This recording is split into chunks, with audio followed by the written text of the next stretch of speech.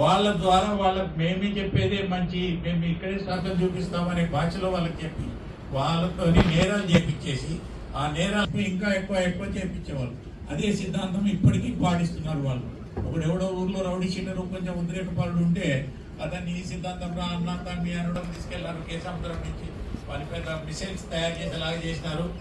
So అటువంటి వాళ్ళని pickup చేసుకొని ఒక అరాచకం ద్వారా నక్సలిజం అనే పేరుతో మనుషుల్ని చంపించారని నేర్పినారు. దాంట్లో సిద్ధాంతం లేదు. నా అనుభవం ప్రకారం ఎవరిని ఎందుకు చంపుతున్నారో వాళ్ళకు తెలియదు, వీళ్ళకి తెలియదు. ఎక్కడ ఉన్నాడో వాడు చెప్తాడు.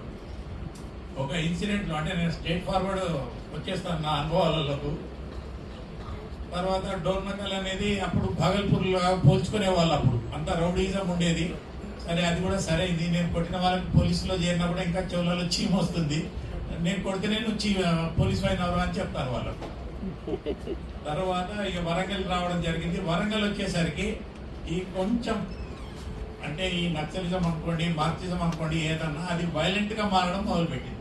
ఫస్ట్ ఇన్సిడెంట్ ఏమంటే వరంగల్ టోపోగ్రఫీ ఎట్లుందంటే మీకు ఎవరికైనా కూడా నక్సలిజం తెలంగాణ అంటే కరీంనగర్ నిజామాబాద్ లో ఉన్నా కూడా వరంగలే జ్ఞాపకం వస్తుంది. వరంగల్ వాతావరణం ఏంటంటే చుట్టుపక్కల పల్లెలన్నీ బాగా డెవలప్ కావాల్సిన అవసరం ఉండేది, ఎవరు చేయలేదు. అప్పటి ప్రభుత్వాలు, అప్పటి వనరులు, వసతులు అనుకోవచ్చు. సో ఇక్కడి నుంచి మేము వరంగల్ జిల్లా ఆలేరు దాటిన తర్వాత ఎంటర్ అయితే 1 ఎకరం భూమి కూడా సాగు భూమి ఉండేది కాదు. మరి జనాలకు పని ఉండేది కాదు. ఆ సర్కార్ తుమ్ములు అవి తప్పితే. మరి అటువంటి అప్పుడు దాన్ని వీళ్ళు అడ్వాంటేజ్గా తీసుకున్నారు. మీరు అన్నట్టు కమ్యూనిజం, అసంతృప్తవాదం, అక్కడి నుంచి మొదటి ప్రపంచ యుద్ధంలో రష్యా పలుకుబడి మన వాళ్ళపై అక్కడ. తర్వాత 62, 63 చైనా వచ్చినాక మార్క్సిజం అన్నారు. మార్క్సిజంలో కూడా ఇమడలేని వాళ్ళు నక్సలిజం అని ఈ పేరు పెట్టుకొని అపోజిట్ వాళ్ళను, తనకు వ్యతిరేకంగా మాట్లాడిన వాళ్ళని చంపడం మొదలుపెట్టారు. పోనీ అది ఎక్కడ దాకా పోయింది అంటే వాళ్ళ వర్గంలోనే వాళ్ళ సిపిఎం వాళ్ళు కూడా వాళ్ళకి వ్యతిరేకంగా మాట్లాడుతూ వాళ్ళని చంపినారు. పోగులాగా వాడు టీ తాగుతుంటే పాపం ఆ నోట్లోనే రివాల్వర్ పెట్టి చంపినారు. అంత అధికారిక దాహం. నా అనుభవంలో తేలింది ఏమంటే అసంతృప్తవాదం. ఒక లెక్క ప్రకారం, ఒక అనఫీషియల్ లెక్క ప్రకారం టోటల్ తెలంగాణ స్ట్రగుల్లో 65, 66 నుంచి ఇప్పటి వరకు వాళ్ళు నక్సలైట్లు చంపింది 20,000 చిల్లర ఉంటుంది. కానీ ఎవరికి ఆ లెక్కలు తెలియదు, ఎవరికి తెలియదు. మీరన్నా ఇది ఉంది కదా ఇప్పుడు అరాచకం అది సరిగ్గా వర్తిస్తుంది. వాళ్ళు చంపిన వాళ్ళని అందరినేమో భూస్వాములు, సంఘ వ్యతిరేకులు వాళ్ళని అంటారు. వాళ్ళ దాంట్లో చచ్చిపోయిన వాళ్ళని మాత్రం అమరులు, అమరవీరులు, ప్రజల కొరకు చచ్చిపోయిన వాళ్ళు అంటారు. ఇది ఎందుకంటే కొత్త వాళ్ళని అట్రాక్ట్ చేయడానికి. ఒక ట్రైనింగ్ అయిన వాడు ఉన్నాడంటే ఒక 4 వర్కర్స్ పెట్టుకుంటాడు. ఒక 10 మందిని కొత్త వాళ్ళని చేస్తాడు. మేము ఏదన్నా వాళ్ళు వైరింగ్ చేస్తే మేము అల్లరి చేసి వాళ్ళని కొడితే వీళ్ళందరినీ నక్సలైట్లకు తయారు చేయడానికి చూస్తాడు. అంటే వాడి స్ట్రెంగ్త్ పెరగడానికి.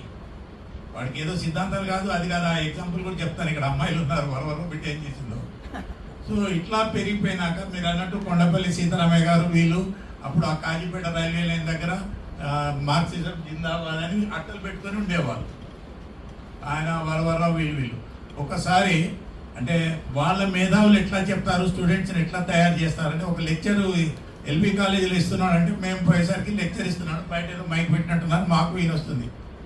ఆయన ఏం చెప్తాడంటే అదేమి రైల్వే కాకూరి వైస్రాయని చంపినారు చూడండి. కాకూరి వైస్రాయని చంపితే అతను చెప్తాడు వరవరరావు, అప్పుడు చంపే వాళ్ళకి తెలుసు రైల్వే డ్రైవరు, గార్డ్స్ వీళ్ళందరూ చేస్తారు, వాళ్ళు పేద ప్రజలే.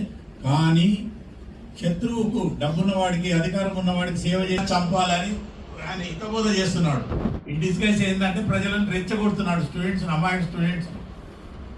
ఆ తెల్లారే వాళ్ళు ఏం చేసినారంటే ఒక అమ్మాయిల బస్సు వస్తుంటే ఎల్పీ కాలేజ్ ముందు యాసిడ్ బాంబులు వేసినారు.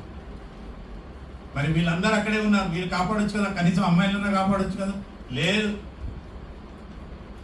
మేమేం చేస్తాం మరి, పోలీసు వాళ్ళని గోకుడుకు గీకుడే ముందు వాళ్ళని చెదరగొట్టి అమ్మాయిలను కాపాడాలి.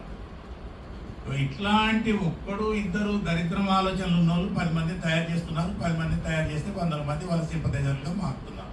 అది సంఘంలో జరిగేది. దాంట్లో పత్రికల వాళ్ళు ఉండొచ్చు, టీవీల వాళ్ళు ఉండొచ్చు, కొంతమంది పోలీసు ఆత్మహత్యలు కూడా ఉండొచ్చు, నేను లేరని కాదు.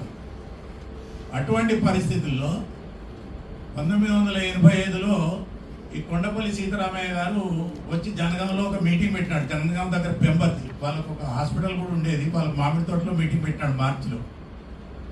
పెట్టి ఫస్ట్ ఒక రోజు ఏం చెప్పినాడంటే మన ప్రభుత్వం వస్తే ఎట్లాంటి పరిపాలన చేయాలి అని. అంటే ఊరి నుంచి కార్యకర్తలు వస్తే వాళ్ళకి ఏమొస్తుంది, ఇక ప్రపంచం మనం గెలుస్తున్నాం, మన ప్రభుత్వం వస్తుంది, నాకు పోస్టింగ్ వస్తుంది, నాకు డబ్బులు వస్తాయని. తెల్లవారు ఏం చెప్తాడు, ఇంకా కొద్ది పోరాటం ఉంది, పోలీసులు అడ్డంకి ఉన్నారు, పోలీసులను చంపితే కానీ మనకు రాదు, పోలీసులను చంపాలంటే ఆయుధాలు కావాలంటే పోలీస్ స్టేషన్లను దోచుకోవాలి వాళ్ళకు. అప్పుడు తర్వాత